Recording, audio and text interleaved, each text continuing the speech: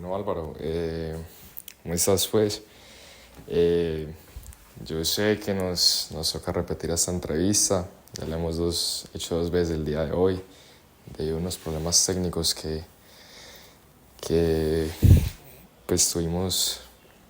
Entonces yo quería pues dar la introducción a esta entrevista. Esta entrevista es con el objetivo de que conozcamos más acerca de la violencia bipartidista, que vos nos contés y nos pues, transmitas ese conocimiento que tenés sobre toda esta historia del tema. Y yo sé que vos no lo viviste. Álvaro es, para el que no sepa, es un abogado de acá de Medellín. Es una persona muy culta, muy inteligente, muy capacitada. Y pues es un honor estar con vos. Y quería pues decirte que es un placer pues tenerte en esta entrevista. Haberte conseguido fue difícil, pero bueno. Entonces yo, como ya estamos repitiendo la entrevista, porque ya la hemos hecho varias veces el día de hoy, como dije anteriormente, te voy a hacer todas las preguntas desde un principio, te voy a plantear todas y vos pues ya desarrollas la entrevista a tu gusto. Entonces, primero, la primera pregunta es, ¿qué sabes de la violencia bipartidista? Pues cómo surgió o por qué surgió. La segunda pregunta es, anda pues como haciendo una estructura mental mientras. ¿Qué ideologías, según la geografía, había en el momento? Pues en los pueblos, en las zonas urbanas, pues sí. Y pues bueno, también me gustaría saber qué consecuencias tuvo la violencia bipartidista en la actualidad. O sea, vos cómo ha impactado todo este hecho histórico en, en la sociedad de hoy en día, y no ni siquiera pues hoy en día, es pues todas estas décadas que han pasado desde que terminó pues esta violencia bipartidista. Y luego de que respondas a estas tres preguntas, pues te voy a preguntar por unas dos cositas que son un poco más personales. Y bueno, entonces empieza con estas tres y seguimos. Bueno, la primera pregunta, ¿qué sabes de la violencia bipartidista? ¿Cómo surgió? ¿Por qué surgió? Bueno, esta pregunta puede tener varias respuestas según el lado donde se mire, según los historiadores, etcétera. Porque, pues según mi opinión, no hay, y la de varios historiadores, no hay una que uno pueda decir que haya una causa así concreta que haya originado la violencia bipartidista. En primer lugar, tenemos que tener en cuenta que la violencia bipartidista, la que se llama la violencia, que en todos los textos de historia se escribe violencia con B grande, con B mayúscula, V mayúscula, violencia, para marcar pues, y caracterizar ese periodo de 1946 a 1957 más o menos. Un poco más, un poco menos, pero eso fue más o menos un periodo de 10 años, un poquito más. Caracterizada por lo cruenta y por lo terrible que fue en sus actos, en sus manifestaciones, lo que significó para el país, en muertos, en cantidad, en el tipo de muertes, etcétera. Sin embargo, la violencia bipartidista, uno podría decir que viene desde casi que, por poner algún origen, desde la Guerra de los 1000 días, que se dio a principios del siglo pasado, que fue entre liberales y conservadores. Esa guerra fue una guerra, pues, como su palabra lo dice, más o menos 3 años. Los liberales estaban comandados por el general Rafael Uribe Uribe. Fue una guerra terrible, de las tantas guerras civiles que tuvo Colombia en el siglo XIX y también en el siglo XX. Pero esta fue muy mortífera, muy letal. Hubo muchos muertos en ese tiempo. Las guerras eran pues casi que cuerpo a cuerpo, con bayonetas, con machetes, etcétera. fue por todo el país y fue una guerra pues tremenda. Esa guerra la perdieron los liberales y ahí surgió una hegemonía conservadora en el país de gobiernos conservadores en el que empezaron por el general Rafael Reyes. Y luego varios, Miguel Abadía, José Vicente Concha, etcétera. Terminó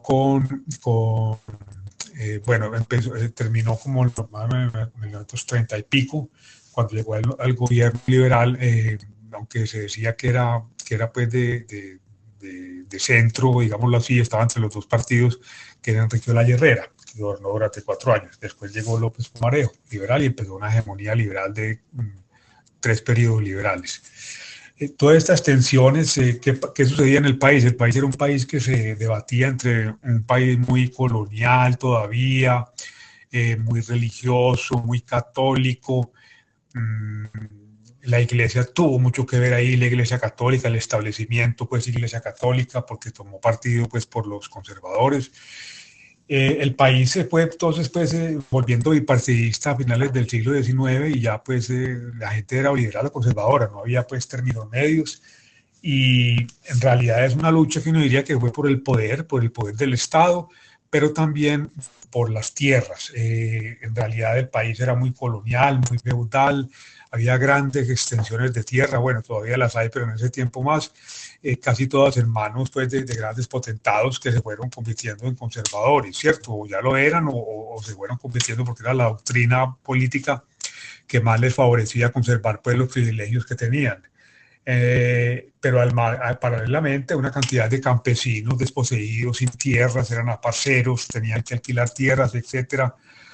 Y esa pelea por la tierra en un país muy poco educado, en un país tan religioso, tan fanático en cuanto a la religión, pues fue creando un caldo para que se formara pues esta guerra, porque fue una guerra civil larga entre liberales y conservadores.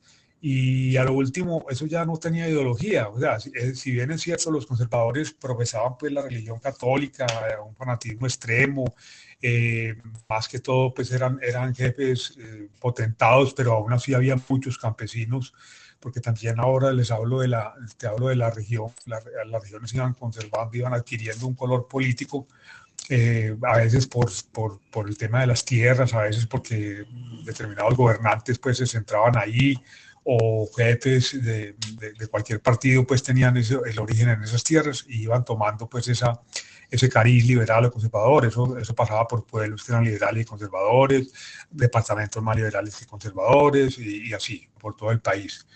En realidad, esa violencia, pues como te decía, de 1948, digámoslo así, o 46 al 57, se caracterizó por ser terrible. O sea, de un lado estaban los liberales, tenían lo que llamaba vulgarmente la chusma. La chusma liberal era una especie de guerrillas, por decirlo de alguna manera, pues no como las conocemos ahora, pero sí eran grupos, también lo llamaban los bandoleros, ¿cierto? De liberales que se defendían, en un principio se defendían de los ataques de la policía, porque la policía era conservadora.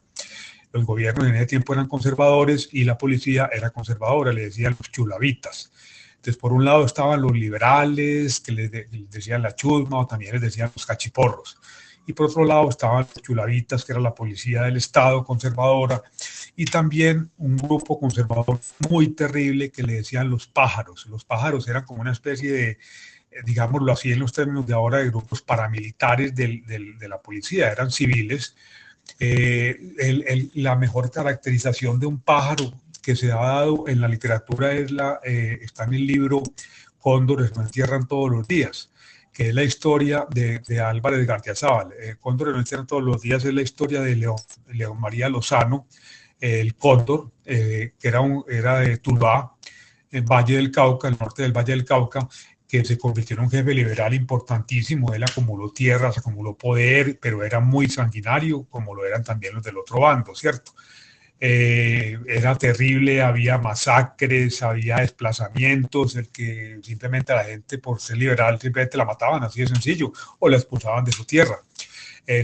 Donde por los ríos circulaban cadáveres, esa zona, por ejemplo, del norte del Valle, del Viejo Caldas, Risaralda, La Virginia, municipio de La Virginia, Pereira, esa zona fue tremendamente azotada por la violencia, también el norte del Tolima, el Líbano, gran parte del Tolima y parte de Huila, Boyacá, Cundinamarca, gran parte de Cundinamarca. Y aquí hay que decir que en realidad esa violencia, como sucede en las violencias de los últimos años en Colombia, era más que todo sufrida en el campo. En las ciudades no se veía lo que se veía en el campo, si bien es cierto había retaliaciones liberales, conservadoras, etcétera, no se veía tanto en las ciudades como se veía en el campo. En el campo hay unas masacres tremendas de 7, 8 personas, se veían lo que se llamó el corte de mica, el corte de franela, que eran distintas formas de descuartizar a la gente. Era terrible, había jefes guerrilleros como Chispas, liberales, Sangre Negra, eran bandidos que mezclaban de todo, ¿cierto? Tenían pues cierta ideología liberal, si se puede llamar que eso era ideología, pero también mezclaban pues con abigeato, con extorsiones, expulsiones de gente, incendiaban casas, incendiaban sembrados, incendiaban fincas. Bueno, de lado y lado fue tremendo. Uno no podría decir sinceramente hoy a estas alturas quién fue más terrible que el otro, más monstruo, porque eso fue una cosa tremenda. ¿Qué sucedía? Que en los partidos, los jefes de los partidos, o sea, por decirlo liberales, eran Alberto Lleras Camargo, Alfonso López Pumarejo, Eduardo Santos, muchos de ellos pues fueron presidentes. Por el lado conservador eran Roberto Urdaneta, Laureano Gómez, que fue pues un gran Mariano Espina Pérez. Bueno, eran como los jefes de cada uno, eran parlamentarios unos, a veces llegaron a la presidencia, ministros, etcétera, pero eran personas de la JAI bogotana, incluso pues se podría decir que en las provincias o en los departamentos había pocos jefes, aunque los había, porque era un país absolutamente centralista políticamente, ahí sí que lo era. Estos señores conservadores, estos parlamentarios, jefes conservadores y liberales, pues se agarraban en el Congreso, en el Parlamento, en un tiempo en que la oratoria era pues casi que un estilo literario, era una cosa tremenda, estaban unos discursos de 2, 3 horas, impresionante. Y ellos, pues, lo que se decía era que ellos, un discurso fanático en el Congreso entre un jefe liberal y un jefe conservador, inmediatamente era escuchado como una orden de ese machete o de machetazos en los campos. Por radio muchas veces se transmitían esos discursos y la gente tomaba eso como un grito de guerra, pues que un Laureano Gómez, que incluso decían que no era un hombre, sino que era una tempestad, era un tipo tremendo que tenía incluso pues nexos con Francisco Franco y con Mussolini. Ahí verán pues la ideología que él tenía. Pues, y a todos los que no eran como él les decía que eran comunistas, ¿cierto? Entonces era absurdo porque pues ninguno era comunista, aunque López Pumarejo sí fue un tipo que en el 36 hizo una reforma muy importante en este país. La reforma constitucional del 36 puso a este país en el siglo XIX, porque estábamos en el 17. Y todo eso pues fue creando porque había la reforma agraria, que obviamente implicaba repartir tierra, que el Estado fuera laico, o sea, que no dependiera de la iglesia. Eso pues a la iglesia, por supuesto, le cayó muy mal. Y los curas desde los púlpitos eran tremendos, o sea, desde los púlpitos echaban prácticamente discursos políticos contra los liberales. Los liberales no podían ir a misa, o decían por ahí pues jocosamente que los liberales eran los que se hacían atrás, que se iban a misa pero que se hacían atrás, y los conservadores adelante. En Antioquia hubo un personaje funesto muy, muy famoso que se llamó Monseñor Willes, un arzobispo pues, conservador que hacía política abiertamente en la iglesia, en el púlpito, la política del púlpito, siempre pues del lado de los conservadores, ¿cierto? De manera que fue una época muy dura, donde se veía sobre todo en los campos asolados, tremendos. Ya te decía ahora, como te decía ahora, había municipios que iban tomando ese cariz. Por ejemplo, en Antioquia, el Río Negro era liberal, Marinilla era conservadora, y se agarraban entre marinillos y conservadores. Hubo una batalla, la batalla de Cascajal, o el Cascajo, no recuerdo bien el nombre, está ahí todavía está, hay un sitio, cuando uno va de Marinilla a Río Negro está el sitio donde ocurrió esa batalla. Eran batallas con nombre, con muertos, heridos, con jefes, etcétera. de manera que fue una época funesta. El gran auge fue cuando mataron a Jorge Eliezer Gaitán el 9 de abril de 1948. Ahí sí fue pues el acabose, el Bogotazo. El Bogotazo pues obviamente fue en Bogotá como su nombre le indica, pero también hubo Bogotazo entre comillas en Medellín, no tan fuerte como en Bogotá. El Bogotazo destruyó Bogotá, eso exacerbó los ánimos, eso iba creando violencia de todo tipo, que fue un periodo pues oscuro y negro. Colombia ha sido un país caracterizado por la violencia, con diferentes oleadas. Este fue una de las oleadas más fuertes, fueron 10, 12 años terribles. Las familias eran también conservadoras o liberales, ¿cierto? No había más de otra. El papá, el abuelo era conservador y pues, todos los demás seguían siendo conservadores y liberales, y el que se volteara, pues eso era horrible, ¿cierto? Eso era pues motivo, pues, entre comillas, de excomunión o de desheredamiento. De manera pues que surgió por problemas económicos de las tierras, porque se exacerbó por parte de los jefes liberales y conservadores ese odio simplemente por ser liberal o conservador. A veces ni sabían por qué lo hacían, a veces no era ni por una ideología, no había nada, y no había ninguna ideología, ni había nada, simplemente se marcaba usted como liberal, usted como conservador, y fue una cosa absurda, fue una cosa loca. Uno podría decir ahora que es loca porque pues, la violencia normalmente, pues, así de terrible y todo que sea, ha tenido pues como algunas causas. Por los violentólogos que llaman, se volvió como una profesión aquí la palabra violentólogo, como si fuera pues un psicólogo o un economista, pero sí gente que se dedicó a estudiar el conflicto en Colombia, todos los conflictos. Decían que ha hecho carrera una cosa que sí tiene mucho, que es muy interesante, de las causas objetivas y las subjetivas de la violencia. Las causas objetivas de la violencia son lo que tiene que ver con los terratenientes, con la tierra, el que no tiene tierra y el que tiene mucha tierra, educación, falta de educación, el tema de la iglesia, la desigualdad social, la insalubridad. Un pueblo pues, con muchas carencias, hay unas causas objetivas, y las causas subjetivas tienen que ver ya con ideologías, con pasiones, con venganzas, con afectos. Así más o menos se ha querido pues como dividir, una división pues como muy primaria, digámoslo así, muy en forma de bosquejo, pero eso es así, ¿cierto? Entonces, esa violencia pues de los años con B grande, fue terrible, la que así se ha llamado la violencia, como decía ahora, con B grande, dejó alrededor de 200.000 a 300.000 muertos. No se han puesto de acuerdo, ¿cierto? Entre liberales y conservadores, ¿cierto? De los dos bandos, los unos contra los otros y los otros contra los unos. Uno podría decir, bueno, en la geografía, pues ya ahí está más o menos dicho.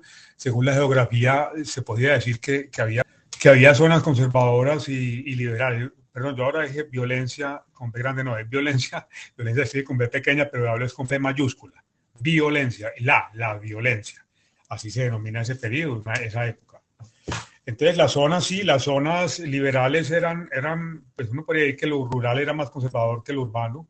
Todavía ahora uno podría decir que el voto de opinión está más, y el voto más de izquierda, más hacia el centro, está en las ciudades. Aunque eso también depende de la zona, hay ciudades más conservadoras, más liberales que otras. Boyacá era conservadora, Antioquia conservadora, pero dentro de Antioquia había municipios liberales y conservadores, como Marinilla y Río Negro liberal y Marinilla conservadora. Como eran vecinos, pues ya comentaba ahora pues que hasta batallas entre los dos municipios había. Entonces, podría uno decir pues que esa violencia de esa época tuvo mucho que ver con la actual. No sé si esta parte quedó grabada, les voy a repetir porque vi que me salté un pedazo.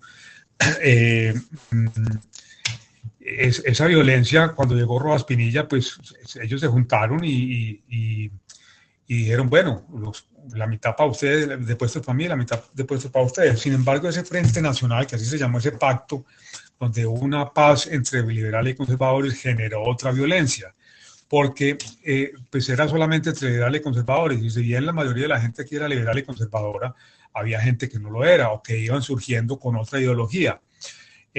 Por lo tanto, hubo gente que se sintió desplazada, porque ese momentico, ¿por qué se reparten en este país entre liberales y conservadores si yo no soy ni liberal ni conservador? Yo tengo derechos, eso no es democracia, ¿cierto? Y tenían razón. Ahí surgió un movimiento importante que llamó el MRL, el movimiento que lo fundó López Miquelsen, que después fue presidente, hijo también del presidente López Pumarejo, pues una persona pues de las altas esferas bogotanos, pero que, bueno, era de izquierda, eso está bien, está permitido, y fundó el MRL, el Movimiento Revolucionario Liberal, que eso después fue generando pues otro tipo de movimientos ya más de izquierda y ya más complicados desde el punto de vista de violencia. Sin que yo quiera decir pues que ese movimiento creó la violencia, ¿no? Entonces, se creó esa violencia, como se ve, pues es una consecuencia de ese pacto, porque pues la gente peleando durante 10 años, la gente peleando durante 10 años, eh, eh, tanto tiempo con familiares muertos, hijos, o ya sea asesinos o asesinados, y les dicen que no, vayan para la casa que aquí ya decidimos que nosotros vamos a tornar el poder, y la gente siguió igual. Entonces, claro, eso fue terrible, ¿no? Eso fue terrible. Entonces se creó eso y ahí surgió, pues, como en el 60 y pico, surgió el ELN, cuando ya había triunfado la Revolución Cubana, porque ellos fueron inspirados en la Revolución Cubana, que fue en 1959, 60, y surgió el ELN, después surgió en Antioquia el EPL, y todos estos grupos fueron surgiendo. El M-19 también surgió con rechazo al supuesto robo de las elecciones a Rojas Pinilla, que él se había vuelto a presentar pues mucho después de que fue dictador. Él fue dictador durante 5 años y salió muy mal de la presidencia, pues con acusaciones de robos y varias cosas y torturas. Pero volvió a presentarse después con un movimiento que llamó la NAPO. En todo caso, todo esto es asignado por la violencia. Llega el narcotráfico y le es más gasolina para esta violencia, ¿cierto? Entonces, de manera pues que la violencia ha sido en Colombia pues una constante, una costumbre, a veces disfrazada de liberal o conservadora, a veces de derecha o izquierda, a veces, bueno, de distintos ropajes, distintos jefes, distintas armas, por supuesto, distintas modalidades, pero ahí ha seguido, ¿cierto? Eso es la misma, uno diría que es la misma violencia de distintas maneras y en distintas épocas. De manera pues que yo no diría que fueron ideologías, sino más bien municipios y departamentos marcados mayormente liberales y mayormente conservadores, y así votaban, de hecho así votaban. Álvaro, bueno, ya adentrándonos más en lo personal, entonces, ¿tu familia era liberal o conservadora?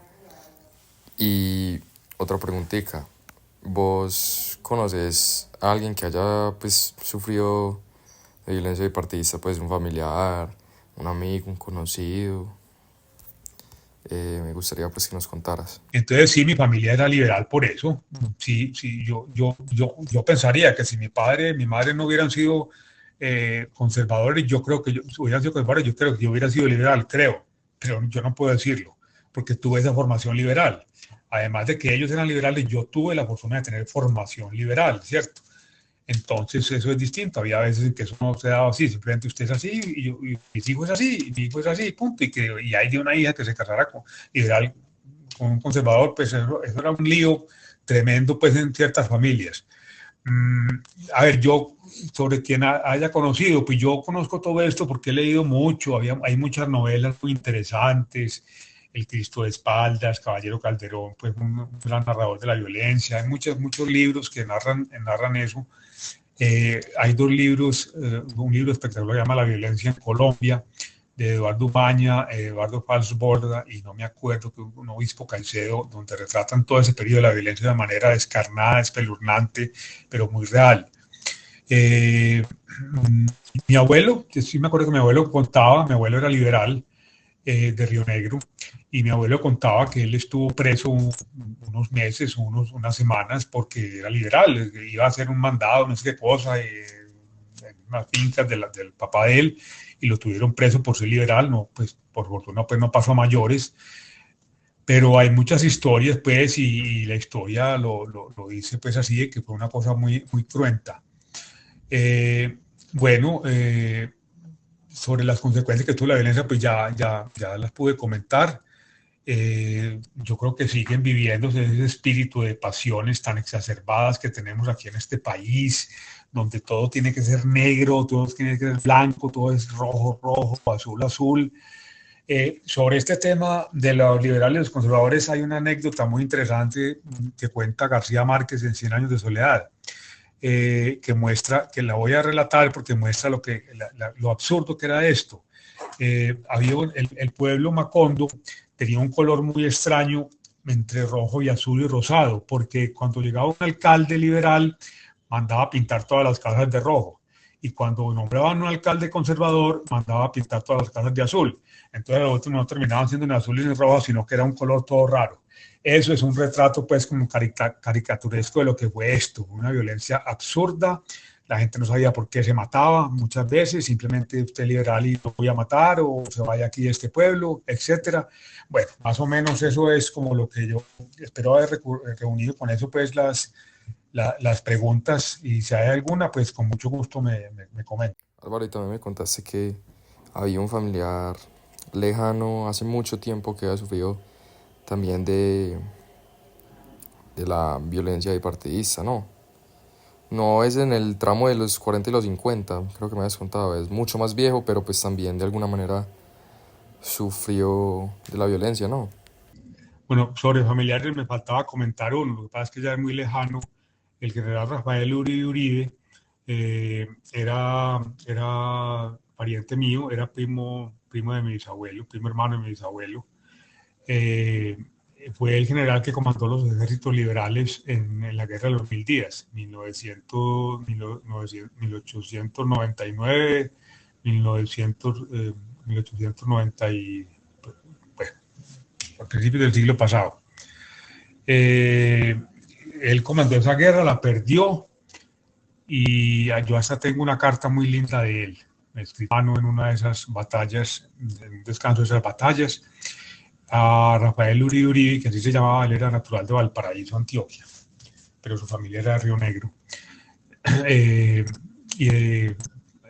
se volvió un abanderado de la paz. Incluso hubo un tiempo en que los liberales no se presentaron, eso pasaba mucho, no se presentaron al Congreso, y a él lo odiaban mucho y fue asesinado con una chuela caminando en la carrera séptima al lado del Capitolio. Iba caminando una tarde y dos liberales resentidos, digo resentidos pues en el sentido no peyorativo, sino que estaban aburridos de que él hubiera entregado el partido y se hubiera entregado y hubiera firmado la paz. Firmar la paz no es muy bueno aquí, pues no es visto bien por los que uno defiende, ¿cierto? Que se sienten traicionados, como pasó pues con Tiro Fijo, y ya lo comenté ahora. Entonces, él fue asesinado con una chuela, una agonía tremenda, tremenda.